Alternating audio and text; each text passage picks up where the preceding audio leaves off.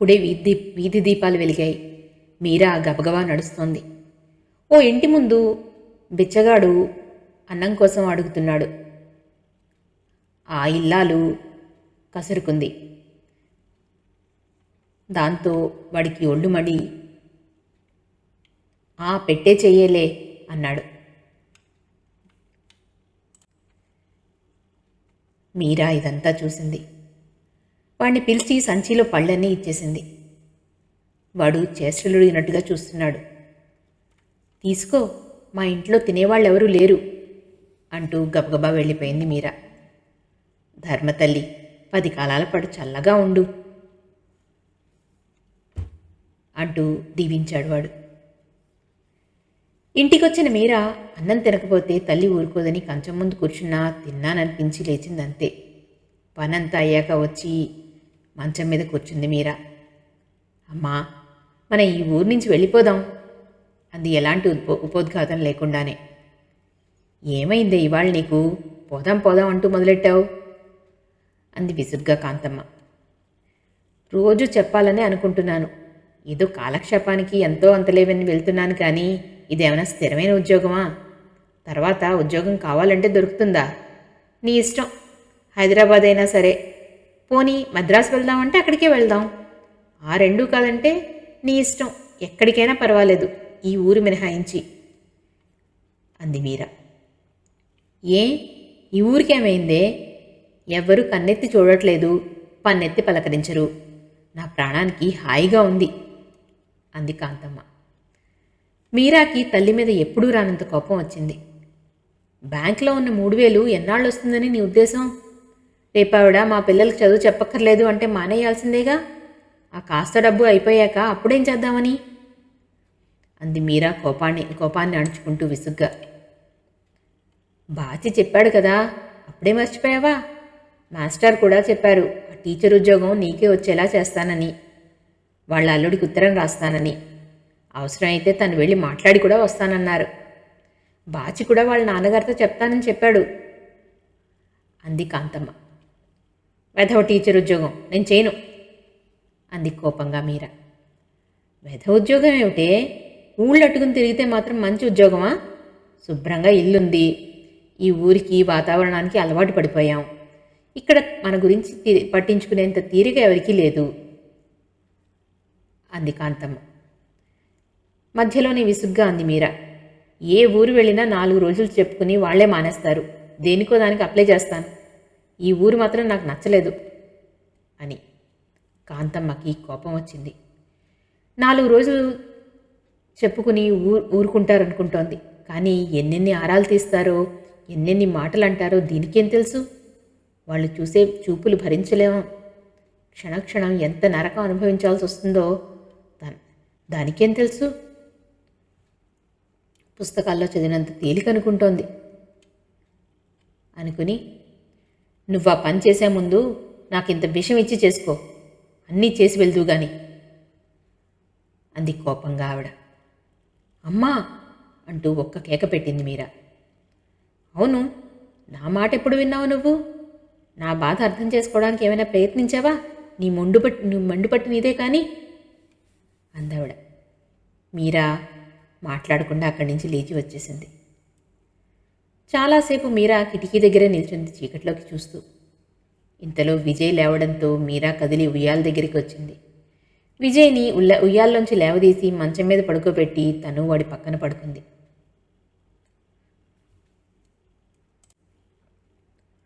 తను అరుణను తలుచుకుంటే తనకేం గుర్తొస్తాయో అని అరుణను కూడా తలుచుకోకుండా ఇంత మొండిదానిలా బతుకుతుంటే తను ఆ ఇంట్లోనే ఎందుకు పనికి ఒప్పుకునేలా ఉండాలి? శాపం కాకపోతే అనుకుందామే. ఆమెకి శేఖరం మాటలు గుర్తొచ్చాయి. తనక్కడ పని మానుకోవద్దట. తన ఇంట్లో వంట మనిషిగా ఉండడం ఎంతో ఆనందంగా ఉంటుంది అతనికి. అప్పటికైనా కసి తీరుతుందా అనుకుందామే. విజయ్ కదలడంతో వాడిని దగ్గరగా తీసుకుంటూ అంది. బామ్మ, దేవుడున్నాడమ్మా. అన్యాయం చేసేవాళ్ళకి దేవుడు ఎప్పుడూ క్షమించడు. అలాగే మంచి వాళ్ళకి మేలే జరుగుతుంది. కానీ సహనం, ఓర్పు కావాలి అనేది. దేవుడు ఉన్నాడో లేదో తేల్చేద్దాంరా విజయ్ అంది విజయ్తో. ఆమె గొంతులో బాధ, కసి ఉన్నాయి. వచ్చిన 4 రోజులకే ప్రయాణమైన కొడుకును చూసి శాంతమ్మ గారు తెల్లబోయారు. ఆవిడికి ఎన్ని విధాల అడిగినా పని కాలేదు, చాలా రోజులైంది అని వచ్చానంతే, మళ్ళీ వస్తాను అంటూ మాట తప్పించాడు శేఖరం. మరి ఉత్తరాలు అలా ఎందుకు రాశావు? ఇంక నా పనులన్నీ అయిపోయాయి, ఎక్కడికి వెళ్ళను, నేను వచ్చే వరకు మందు శ్రద్ధగా వాడు, నేను వచ్చాక అన్నీ నేనే చూసుకుంటాను అంటూ బాధగా అడిగింది ఆవిడ. పని కానప్పుడు ఏం చేయనమ్మా, నీ దగ్గర నుంచి కావాలని పారిపోతానా అన్నాడు శేఖరం నచ్చ చెప్తున్నట్లుగా. కావాలని పారిపోతే మాత్రం నేను ఆపగలనా బాబు అందావిడ. రాఘవరెడ్డి కూడా ఎన్నో విధాలుగా అడిగాడు. ఇప్పుడు నీకు అర్జెంటు పనులే ఉన్నాయి, అమ్మగారు నన్ను తిట్టుకుంటున్నారు, ఆఖరికి ఇతను ఇంటి పట్టున ఉండి నా కొడుకుని ఊర్లో మొట్టు తిప్పుతాడు అని. ఆ పనేదో నాకు చెప్పు, నీకు స్నేహితుడైన వాడు నాకు స్నేహితుడే, నేను చూస్తాను, లేకపోతే ఏదైనా రహస్యమా అని అడిగాడు. శేఖరం సమాధానం చెప్పలేదు. శాంతమ్మ గారు మీరా దగ్గర కూడా చెప్పుకొని బాధపడింది. మీరాకి తల్లి కొడుకు మాట్లాడుకుంటున్నవన్నీ వినపడుతూనే ఉన్నాయి. శేఖరం వెళ్లే ముందు రాఘవరెడ్డి వచ్చాడు.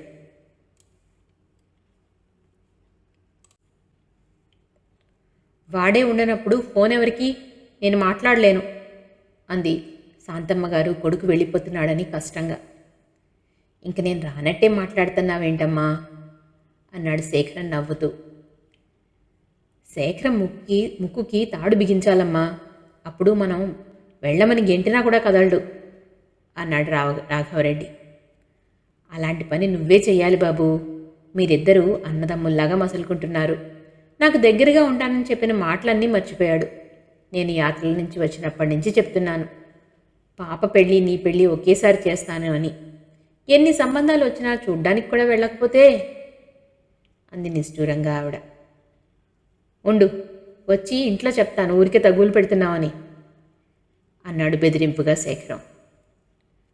వెళ్ళేటప్పుడు మీరాకి చెప్దామా వద్దా అని కాసేపు ఆలోచించాడు. మళ్ళీ చెప్పకుండానే వెళ్ళిపోయాడు.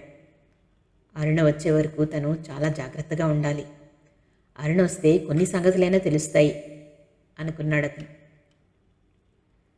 శేఖరం వచ్చినప్పటి నుంచి తను శాంతమ్మ గారి ఇళ్ళని చేరింది అని మొండితనంగా తప్పనిసరిగా మనసుకు సర్ది చెప్పుకున్నా, ఆ రోజు నుంచి ఆ ఇంట్లో ఏం తీసుకోవడానికి మనసు ఎదురు తిరుగుతోంది మీరాకి. శేఖరం ఉన్న 4 రోజులు శాంతమ్మ గారు అంత గ్రహించలేదు, కానీ తర్వాత ఆవిడని నమ్మించలేకపోయింది మీరా. ఏం మీరా, కాఫీ తాగావా అని అడిగింది శాంతమ్మ గారు. నేను వచ్చే ముందే తాగి వచ్చానమ్మా అంది మీరా. శాంతమ్మ గారు నమ్మలేదు. మొదట్లో కూడా మీరా కాఫీ అది తీసుకోకపోతే శాంతమ్మ గారే బలవంతం చేసేది. ఇప్పుడు మీరా వచ్చే ముందు తీసుకొచ్చాను అంటే ఊరుకోలేదు. మీరా, పొద్దున్ననగా వస్తావు, ఎంత పొద్దుపోయినా అన్నం తిని వెళ్ళమంటే ఏవేవో చెప్తావు, కాఫీ నీళ్ళకేమిటి, నువ్వలా ఉసూరుమంటూ తిరిగితే నాకు బాగుండదు, నచ్చదు కూడా అందావిడ. కాస్తగా కూడదీసుకుంటున్న ఉత్సాహం కాస్త శేఖరం రాకతో పెట్టినట్టు అయిపోయింది మీరాలో. ఇక్కడికి రావడం ఇష్టం లేదు, కానీ రాకుండా ఉండడానికి వీల్లేదు. దాంతో కొంగదీసినట్టు అయిపోయింది మీరా. ఆమె చాలా నిరుత్సాహంగా నీరసంగా కనబడడంతో అది తల్లి అనారోగ్య కారణంగా అని, ఈ పని కాస్త ఆమె మానేస్తే ఈ వచ్చే డబ్బులు కూడా రాకపోతే ఆమె తల్లి ఇంకా ఇబ్బంది పడతారని, ఆమె ఆలస్యంగా వచ్చినా తనకేం పర్వాలేదని, ఆమె సంకోచపడకుండా ఉండమని పదే చెప్తూ ఆమెని ఇంకాస్త ఆదరంగా చూడసాగింది శాంతమ్మ గారు. మళ్ళీ ఈ మధ్య ఆమెతో అందావిడ, మీ అమ్మగారిని ఒప్పించి ఎలాగైనా ఇక్కడికి తీసుకురా మీరా అని. మీరిన్నిసార్లు చెప్పాలా అమ్మా, అమ్మ ఒప్పుకోదు అంది మీరా.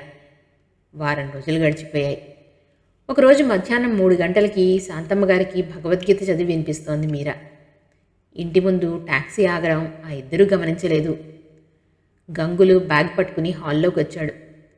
శాంతమ్మ గారు గంగుల్ని ఏదో అడగబోయేంతలో శేఖరం లోపలికి వచ్చాడు. బట్టలు నలిగి క్రాఫ్ట్ చెదిరిపోయి మనిషి చాలా అలసటగా కనిపిస్తున్నాడు. శేఖరాన్ని చూస్తూనే మీరా లోపలికి వెళ్ళిపోయింది. మీరాని చూసేసరికి శేఖరంలో అలసట తగ్గిపోయింది. మీరా ఇక్కడే ఉంది. తల్లిని ఏదో విధంగా ఒప్పించి మీరా మానేస్తుందేమో అని అతను భయపడ్డాడు. అదేమిట్రా బాబు అలా అయిపోయావు? ఇంకా వాళ్ల పనులు వీళ్ల పనులు అంటూ ఇలా ఆరోగ్యం పడేలా తిరిగితే నేను ఊరుకోను అంటూ ఖచ్చితంగా అంది శాంతమ్మగారు. శేఖరం నవ్వి ఊరుకున్నాడు. తర్వాత శాంతమ్మగారు లోపలికి వచ్చి మీరాని ముందు తొందరగా టీ పెట్టమని చెప్పి వెళ్ళింది. మీరా టీ తయారు చేసింది. శాంతమ్మగారు అక్కడికి వచ్చింది. మీరా టీ కప్పు ఆవిడకిచ్చేసి అప్పటికి గండం తప్పిందని తేలిగ్గా ఊపిరి పీల్చుకుంది. ఆవిడ టీ కప్ అందుకుంటూ, తొందరగా ఉప్మా చెయ్యి మీరా, జీడిపప్పు కాస్త ఎక్కువ వేసి చెయ్యి అని చెప్పి వెళ్ళిపోయింది. ఈవిడికి కొడుకున్నప్పుడు ఇంకెవ్వరు ఎలా ఉన్నా పట్టదేమో. ఉట్టప్పుడు తను కాస్త ఎలాగో ఉంటే 90 ఆరాలు తీస్తుంది కదా అనుకుంది మీరా.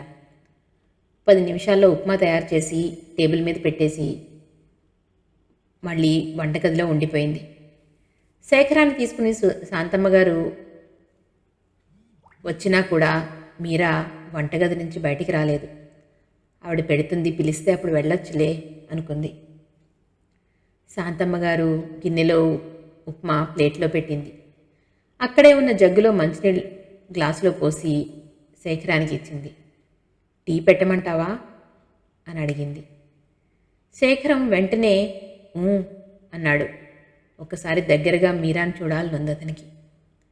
ఇప్పుడు తల్లి ఇక్కడే కూర్చుంది కాబట్టి మీరా టీ తీసుకొస్తుందని అతనికి అక్కర్లేకపోయినా టీ కావాలన్నాడు. అతను రాగానే వెంటనే మీరా లేచి వెళ్ళిపోయింది. అప్పుడు ఆమెని వెనక నుంచి మాత్రమే చూశాడు. అప్పటికే ఆమె గుమ్మం దాటిపోవడంతో శాంతమ్మగారు మీరాకి అక్కడి నుంచే టీ పెట్టమని చెప్పింది. శేఖరన్ టిఫిన్ తినడం పూర్తయింది. తల్లి ఏదో కబుర్లు చెప్తుంటే వింటూ కూర్చున్నాడు. మాట్లాడుతున్న శాంతమ్మగారు, అయిందా మీరా అని అడిగింది. మీరా నుంచి జవాబు రాలేదు, కానీ మరో నిమిషానికి టీ కప్పుతో అక్కడికి వచ్చింది. తల్లి తన కేసు చూస్తూ మాట్లాడుతుండడం వల్ల శేఖరానికి మీరా కేసు చూడడానికి ధైర్యం చాలలేదు. కానీ ఆమె టీ కప్పు టేబుల్ మీద పెడుతుంటే రేపపాటు కాలం కళ్ళు తిప్పి మీరాని చూశాడు. నేలనంటుకున్న చూపులు, ముడుచుకుపోయిన మొహం. మీరా శాంతమ్మగారు చెప్పిన ప్రకారం వంట చేసి అన్నీ సర్ది రోజూ కన్నా తొందరగానే ఇంటికి వెళ్ళిపోయింది. ఆ రాత్రి భోజనం చేస్తున్నప్పుడు తల్లితో అన్నాడు శేఖరం, అరుణ వచ్చాక ఏదైనా పని ఉన్నా చేసినా ఈవిడిలా తొందరగా వెళ్ళిపోతే నీకు అవస్థ అవదమ్మా అని. ఏం చేయను మరి, ఎలాగో సర్దుకోవాలి. ఆ జానకి పిన్ని సరిగ్గా చేసే మనిషిలా కనిపించలేదురా. వచ్చినప్పటి నుంచి ఇంటిని, ఇంట్లో వస్తువుల్ని కళ్ళు మిటకరించుకుని చూడడమే. మీరాని ఇక్కడికి వచ్చేయమన్నాను తల్లిని తీసుకుని, కానీ మీరా ఒప్పుకోవడం లేదు అందావిడ. ఏ అని అడిగాడు శేఖరం. తల్లి ఒప్పుకోదుట అందావిడ. కాసేపు ఆగి అన్నాడు శేఖరం, పోనీ నువ్వు చెప్పి చూడాల్సింది, ఆవిడ అనారోగ్యం మనిషి అంటున్నావుగా అని. మీరా చెప్పిందిగా, తల్లికి ఇక్కడ ఆయాగా చేరినట్టుగా చెప్పిందిట అందావిడ. దాంతో శేఖరం ఇంకా మాట్లాడలేదు. 4 రోజులు గడిచాయి. ఈ 4 రోజుల్లో మీరాతో ఏం మాట్లాడడానికి శేఖరం ప్రయత్నించలేదు. ఆమె అలా ఇంట్లో తిరుగుతుంటే అతనికి మనసుకి శాంతిగా, తృప్తిగా ఉంది. శేఖరం వచ్చినప్పటి నుంచి మీరా సాయంత్రం తొందరగా ఇంటికి వెళ్ళిపోతోంది. ఆ రోజు కూడా అన్నీ సర్దిపెట్టి శాంతమ్మగారితో చెప్పి వెళ్ళిపోదామని ఆవిడ కోసం చూసింది. ఆవిడ ఇలాంటప్పుడు పడుకోదు. అయినా చూద్దామని ఆవిడ పడుకునే గదికేసి నడిచింది. శాంతమ్మగారు మంచం మీద పడుకుని ఉంది. మంచానికి దగ్గరగా స్టూలు మీద శేఖరం కూర్చున్నాడు.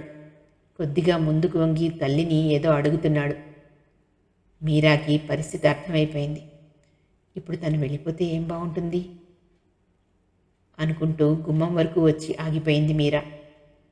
లోపలికి వెళ్ళడానికి ఆమెకి ఇష్టం లేదు.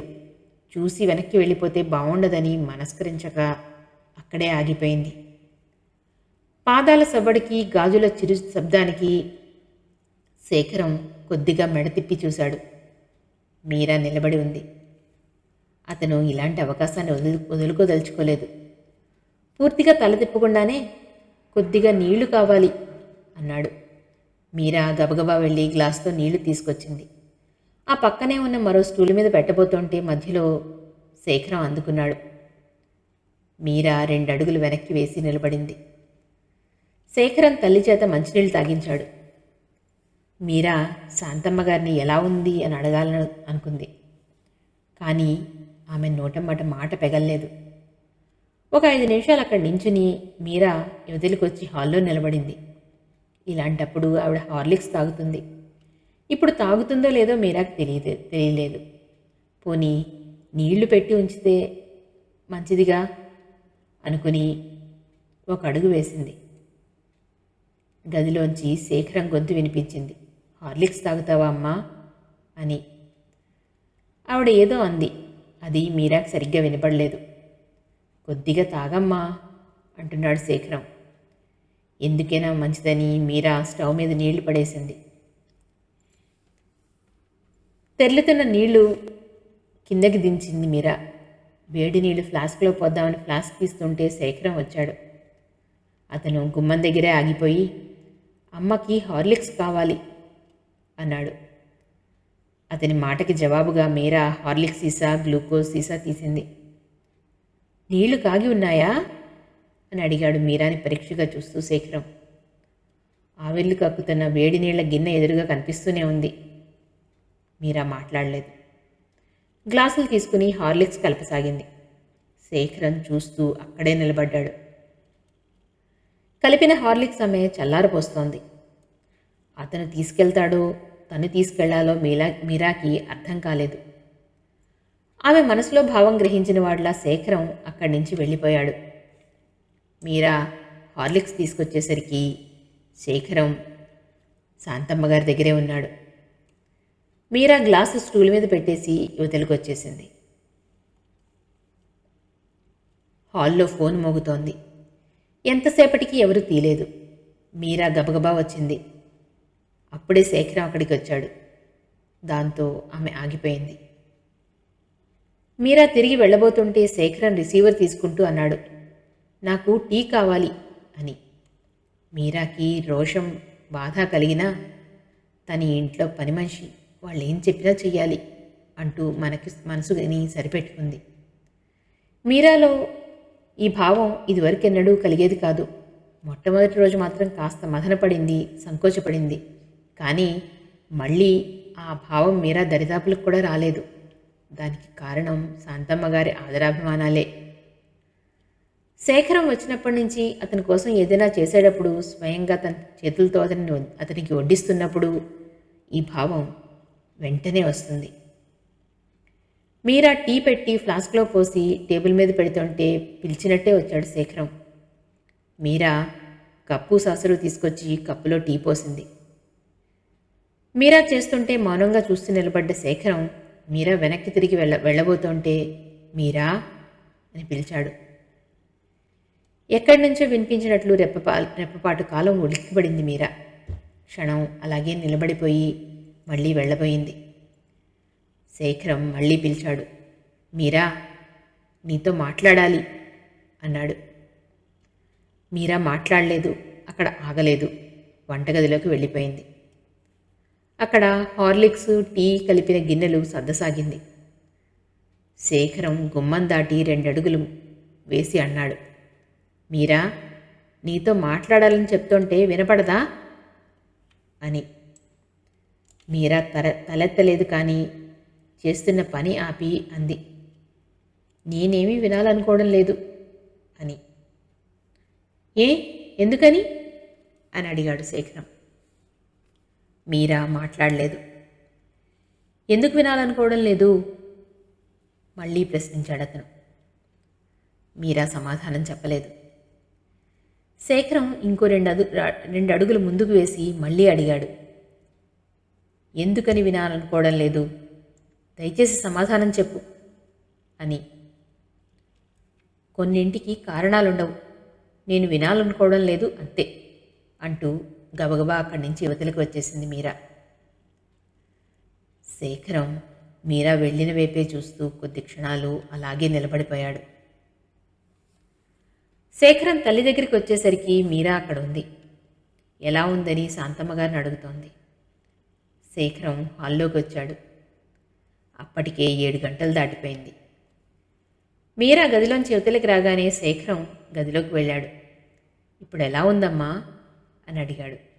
ఆవిడ కాస్త తేలిగ్గా ఉందని చెప్పింది. చీకటి పడిపోయింది, ఆవిడని వెళ్ళిపోమని చెప్పు అన్నాడు శేఖరం తల్లికేసి చూడకుండానే. మరి నీ భోజనం నీ అంతటి నువ్వు పెట్టుకోవాలంటే తినవు అందావిడ బాధగా. పర్వాలేదు తింటాలే, వెళ్ళమను అన్నాడు శేఖరం. శాంతమ్మగారు నీరసంగా మీరా అని పిలిచింది. శేఖరం లేచి గంగులు అల్లుణ్ణి రిక్షా తెమ్మంటాను అంటూ అక్కడి నుంచి వెళ్ళిపోయాడు. శాంతమ్మగారి పిలుపు మీరా వరకు వెళ్ళలేదు. ఆవిడ అలా పడుకుని ఉంటే తను వెళ్ళాలో వద్దో అర్థం కాక ఆలోచిస్తూ ఉందామె. గంగులు అల్లుడు వెంకన్న రిక్షా తీసుకొచ్చాడు. శేఖరం అప్పిని వెళ్ళి మీరాని పిలుచుకుని రమ్మన్నాడు. అప్పి వెళ్ళి రిక్షా వచ్చింది రమ్మని చెప్పింది మీరాకి. రిక్షా ఎందుకు అంటూ తెల్లబోయింది మీరా. చీకటైంది కదండీ అంది అది సాగదీసుకుంటూ. మీరా రిక్షాలో వెళ్ళదలుచుకోలేదు. శాంతమ్మగారితో చెప్పి వెళ్దామని వచ్చింది. నేను వెళ్తున్నానమ్మా, మీకేమైనా కావాలా అని అడిగింది. ఏం వద్దు మీరా, అబ్బాయి రిక్షా పిలుస్తున్నాడు అందావిడ. ఎందుకండి, వెన్నెలేగా, నడిచి వెళ్తాను అంది మీరా. మీరా పెద్దదాన్ని, ఎందుకు చెప్తున్నానో విను. వెన్నెలైనా సరే ఆ రిక్షా అతను గంగుల అల్లుడే. వీలుగా ఉంటే పొద్దున్న తొందరగా రా అందావిడ. మీరా ముందే అనుకుంది రేపు తొందరగా రావాలి అని. సరేనమ్మా అని చెప్పి వచ్చేసింది. మీరా వచ్చేసరికి వరండా మెట్ల దాకా తీసుకొచ్చాడు రిక్షాని వెంకన్న. శేఖరం వరండాలోనే ఉన్నాడు. చేతులు కట్టుకుని కొద్దిగా భుజం గోడకి ఆంచి మొక్కలకేసి చూస్తూ నిలబడ్డాడు. ఎటు వెళ్లాలో అడిగాడు వెంకన్న. మీరా చెప్పింది. రిక్షాని ఇంటి వరకు కాకుండా సందు దగ్గరే ఆపించేసింది మీరా. రిక్షాలోంచి దిగి పర్సు తీస్తూ ఎంత అని అడిగింది. ఓ చిన్న పర్సులో 2 రూపాయలు చిల్లర దగ్గర ఉంచుకుంటుంది ఎప్పుడు ఆమె. అయ్యగారు ఇచ్చేస్తారండి అన్నాడు వెంకన్న. ఎంతో చెప్పు విసుగ్గా అంది మీరా. అయ్యగారు తిడతారండి బాబు, మీ కాడ తీసుకోవద్దని చెప్పారండి అంటూ మరో మాటకి అవకాశం ఇవ్వకుండా వెళ్ళిపోయాడు వెంకన్న. మర్నాడు 7 గంటలకే వచ్చేసింది మీరా. వస్తూనే శాంతమ్మ గారి గదిలోకి వెళ్ళి ఎలా ఉందమ్మా అని అడిగింది. కాస్త కులాసాగానే ఉందమ్మా అందావిడ. ఒక 5 నిమిషాలు అక్కడ నిలబడి వంటింట్లోకి వచ్చి పని చూసుకోసాగింది మీరా. కాఫీ కాచి ఫ్లాస్క్లో పోసింది. స్టవ్ చిన్నది చేసి దాని మీద నీళ్లు పడేసి శాంతమ్మ గారి గదిలోకి వచ్చింది. మీరు మొహం కడుక్కుంటారా అని అడిగింది. అప్పిని రమ్మను అందావిడ. అప్పి గిన్నెలు కడుగుతోంది, పోనీ ఇక్కడికి నీళ్లు తీసుకొస్తాను, ఇక్కడే కడిగేసుకోండి అంది మీరా. అబ్బే వద్దు, అప్పిని రమ్మను మీరా, నువ్వు వెళ్ళి పని చూసుకో అందావిడ. ఇప్పుడు నాకేం పని లేదు, రండి నేను తీసుకెళ్తాను అంది మీరా. శాంతమ్మ గారి చెయ్యి పట్టుకుని నెమ్మదిగా పెరట్లోకి తీసుకెళ్ళింది. అప్పుడే లేచిన శేఖరం ఎదురుపడ్డాడు. అతను తల్లిని పలకరించాడు. అతను తెల్లారగట్ల 4 గంటల వరకు తల్లిని దగ్గరే ఉండి ఆ తర్వాత వెళ్ళి పడుకున్నాడు. శాంతమ్మ గారు వద్దు నాయనా, నువ్వు వెళ్ళి పడుకో అని ఎన్ని విధాలుగా చెప్పినా వినిపించుకోలేదు అతను. మీరా తల్లిని చెయ్యి పట్టుకుని జాగ్రత్తగా తీసుకెళ్తుంటే శేఖరం చిత్రంగా చూస్తూ నిలబడ్డాడు. తను వచ్చాక కూడా మీరాకి తల్లి మీద అభిమానం, గౌరవం ఏమాత్రం తగ్గలేదని గ్రహించాడు అతను.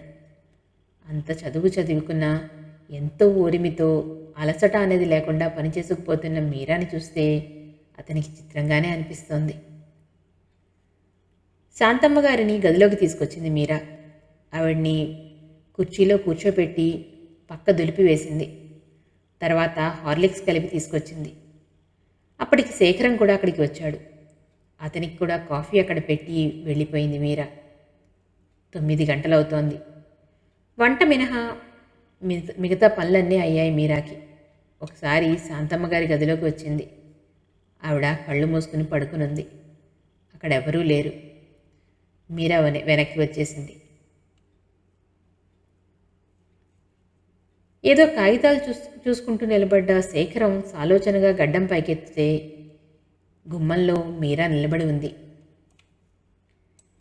అతని కళ్ళల్లో ఆశ్చర్యం. ఏమిటి అన్నట్టుగా చూశాడు. శేఖరం కాగితాలపై నుంచి దృష్టి మళ్లించగానే ఆమె 2 అడుగులు లోపలికి వేసి చేతిలో రూపాయి అక్కడ టేబుల్ పైన పెట్టింది. ఏమిటిది? ఎందుకు? ఆశ్చర్యంగా అడిగాడు శేఖరం. నిన్న రిక్షాకి అంది చాలా ముభావంగా మీరా. అది నేను ఇచ్చేశాను అన్నాడు శేఖరం. అందుకే అంది మీరా. మీరా, తీసుకెళ్ళిపో, రిక్షాకి నిన్ననే ఇచ్చేశాను అన్నాడతను. మీరా అలా తీసుకొచ్చి ఇవ్వడం అతనికి బాధగా అనిపించింది. ఒకరి నుంచి డబ్బులు తీసుకోవడం అలవాట్లేదు. రెక్కల్లో ఆ మాత్రం శక్తి ఉంది అంది మీరా. అప్పటికే ఆమె గుమ్మం వరకు వెళ్ళింది. మీరా అంటూ దగ్గరగా వెళ్ళి అన్నాడతను. నిన్న మా అవసరానికి ఉండిపోయావు, ఇవ్వవలసిన బాధ్యత నాకుంది అంటూ టేబుల్ పైన ఉన్న రూపాయిని చేయి చాచి అందుకుని మీరాకి ఇవ్వబోయాడు. మీరా తీసుకోలేదు. ఒకరింట్లో పని కప్పుకున్నాక కాస్త అటు ఇటు ఆలస్యమైనా ఉండాలి అనేసి గబగబా అక్కడి నుంచి వెళ్ళిపోయిందామె. నేను ఈ ఇంట్లో పని మనిషిని అనే భావం ఆమె వ్యక్తం చేయడం శేఖరానికి చాలా బాధగా అనిపించింది. ఆమెపై కించిత్ కోపం కూడా వచ్చింది. మొదట ఆమె వంట మనిషిగా ఇలాంటి పరిస్థితికి కారణం ఏమిటా అని బాధపడినా మీరా ఇంత దగ్గరగా మసలడం ఆ బాధని మరిపించింది అతనికి. ఆమె విషయంలో అతను ఒక అభిప్రాయానికి వచ్చేశాడు. అది అరుణ వస్తే కానీ సానుకూలపడేట్టుగా కనిపించడం లేదు అతనికి. మీరాని మాట్లాడించాలన్నా, తను ఏదైనా చెప్పబోయినా ఆమె వినే మూడ్లో లేదిప్పుడు. మీరా ఇచ్చిన ఆ రూపాయి తన డైరీలో జాగ్రత్తగా దాచుకున్నాడు శేఖరం. మీరా వంట పని అయిపోగానే శాంతమ్మగారు ఆదేశించిన ప్రకారం దేవుడికి తనకి చేతనైనట్టుగా పూజ చేసి నైవేద్యం పెట్టింది. అలా అమ్మవారికి పూజ చేశాక తనకి నిగ్రహశక్తి, ధైర్యం ప్రసాదించమని మొదటిసారిగా అమ్మవారికి 2 చేతులు జోడించి వేడుకుంది మీరా. ఆమె శాంతమ్మగారి గదిలోకి వచ్చేసరికి శేఖరం అక్కడే ఉన్నాడు. ఆమె యువతలకి వెళ్ళిపోబోతుంటే శాంతమ్మగారు అడిగింది, పూజ అయిందా మీరా అని. అయిందమ్మా అంది మెల్లగా మీరా. ప్రసాదం తీసుకురా అందావిడ. మీరా వెళ్ళింది. అరుణ కంటే స్నేహితురాలు. అమ్మకి కూడా మీరా అంటే ప్రాణం. గంగులు, అప్పి అందరూ చిన్నమ్మగారు చిన్నమ్మగారు అంటూ ఆమెని అభిమానిస్తారు. అందరితో ఇంత తల్లో నాలికలా అయిపోయి ఆమె తనని చాలా చెడ్డవాడిని చేసేసింది అనుకున్నాడు శేఖరం మనసులోనే. చిన్నబాబు, ప్రసాదం తీసుకో అన్న తల్లి హెచ్చరికతో లిక్కిపడ్డాడు శేఖరం. మీరా స్టూలు పైన పెట్టబోయింది. అతను చేయి పట్టడం చూసి చేతికి ఇవ్వక తప్పలేదు మీరాకి. ఒకరోజు మీరా ఇచ్చిన ప్రసాదం అరుణ ఇస్తే తను డ్రా సొరుగులో పడేయడం గుర్తొచ్చింది అతనికి. ఏదైనా, అది చిన్నదైనా పెద్దదైనా, తెలిసి చేసినా తెలియక చేసినా పొరపాటుకి శిక్ష అనుభవించడం తప్పదు. ఆనాడు ఆమె ఇచ్చిందని అసహించుకుని పడేశాడు. ఇప్పుడు స్వయంగా ఇస్తే తను చాలా భక్తిగా తీసుకున్నాడు. ఆనాడు మీరా ఇచ్చింది అసహించుకున్నట్లుగా ఇప్పుడు తనకివ్వడానికి ఆమెకి అలాగే ఉండుంటుంది అనుకున్నాడు శేఖరం. టైం ఎంతైంది అడిగింది శాంతమ్మగారు. వాచి చూసుకుని చెప్పాడు శేఖరం. 12 అవుతోంది అని. నువ్వు భోజనం చేసేయి బాబు, మీరా వెళ్తుంది అందావిడ. నువ్వు చేయవా అని అడిగాడు శేఖరం. ఈ పూటకి జావ తాగుతాను, నువ్వు వెళ్ళు, పొద్దుపోతోంది అందావిడ. తర్వాత తింటానులేమ్మా, ఆవిడను వెళ్ళిపోమను అన్నాడు శేఖరం. రాత్రి తిన్నావుగా, గిన్నెలో అలాగే ఉందిట అందావిడ నిష్ఠూరంగా. ఎవరు చెప్పారు ఆశ్చర్యంగా అడిగాడు శేఖరం. కొంచెం కుతూహలంగా కూడా ఉంది అతనికి, మీరా చెప్పిందా అని. అప్పి చెప్పింది. రాత్రి చిన్నబాబు గారు అన్నం తినలేదమ్మా అంటూ. నువ్వు అసలేం పెట్టుకుని తినవు అందావిడ. కొడుకు మీరా పెడితే మొహమాటు పడుతున్నాడు అనుకుని, పోనీ నేను వచ్చి అక్కడ కూర్చోనా అని అడిగింది. నువ్వా, భలేదానివే, అంత నీరసంగా లేవలేకుండా ఉండి అక్కడికి వస్తావా అన్నాడు అతను. రాత్రి కూడా సరిగ్గా చేయలేదు, పెట్టమని చెప్పనా అందావిడ మళ్ళీ. నువ్వు ముందు జావ తాగు, అన్నీ టేబుల్ మీద సర్ది వెళ్ళమను, నాకు ఆకలేసినప్పుడు తింటాను అన్నాడు శేఖరం. తనకి అలా వడ్డించడం మీరాకి ఇష్టం ఉండదని అతనికి తెలుసు. ఆమెకి ఇష్టం లేని పని చేయించి ఆమెకి కష్టం కలిగించడం శేఖరానికి ఇష్టం లేదు. నువ్వు పెట్టుకుని తింటావులే, నేను వస్తాను. అప్పిచేత టీ పెట్టించుకున్నావుటగా, నా టీ తెప్పించుకున్నావుటగా, నాతో చెప్తే పెట్టించేదాన్ని కదా, నాకేమిటో మగతగా ఉండి నిద్ర పట్టేసింది అంటూ లేవబోయింది ఆవిడ. శేఖరం వారించి తల్లిని లేవనీయలేదు. అప్పిని పిలిచాడు. ఏంటి బాబూ అంటూ వచ్చింది అది. నా మీద అమ్మగారికి నేరాలు చెప్తున్నావుటగా అన్నాడు శేఖరం సీరియస్గా మొహం పెట్టి. నేనండి, ఏం చెప్పానండి అంటూ తెల్లబోయింది అది. ఉత్తదే, ఊరికే అంటున్నాడు అంది శాంతమ్మ గారు నవ్వుతూ. వెళ్ళి అమ్మకి జావ తీసుకురమ్మని చెప్పు అన్నాడు శేఖరం కూడా నవ్వుతూ.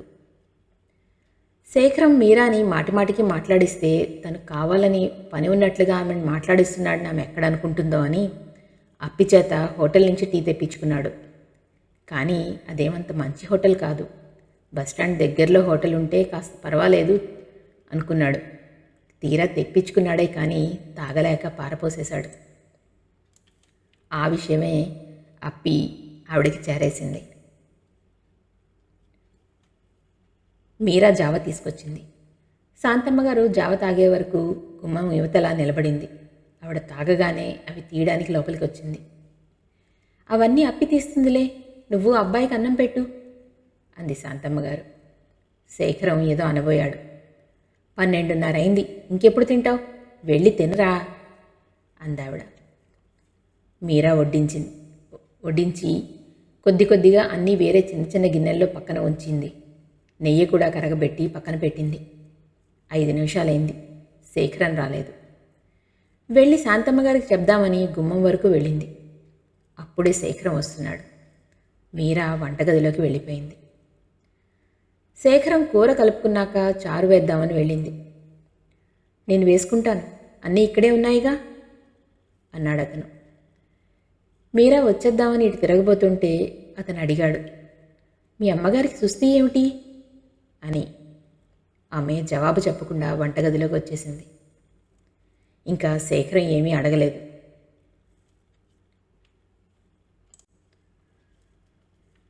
శేఖరం తల్లికి ఓ 100 రూపాయల కాగితం ఇచ్చాడు మీరా జీతం కోసం. శాంతమ్మ గారు వచ్చే నెల నుంచి ఎలాగో ఇవ్వదలుచుకుంది. శేఖరం 1 నెలకేమిటి అనేసరికి ఆవిడ ఇంకేం సమాధానం చెప్పలేదు. కానీ మీరా 100 రూపాయలు తీసుకోవడానికి నిరాకరించింది. శాంతమ్మ గారు ఎన్నిసార్లు చెప్పినా మీరా వినలేదు. అప్పుడు నేను మానేస్తాను అంటే మీరు జీతం కోసం అనుకున్నారు, మీరు నన్ను అర్థం చేసుకోలేదు అంది మీరా. అది కాదమ్మా, అబ్బాయే ఇచ్చాడు, వాడు అనవసరంగా ఏ పని చేయడు అందావిడ. ఇంకా మీరా మాట్లాడలేదు. శాంతమ్మ గారు లేనప్పుడు మీరా శేఖరం గదిలోకి వచ్చింది. 20 రూపాయలు అక్కడ పెట్టింది. ఏదో రాసుకుంటున్న శేఖరం తలెత్తి చూశాడు. ఏమిటవి అని అడిగాడు. 20 రూపాయలు అంది మీరా. ఎందుకు అడిగాడు అతను.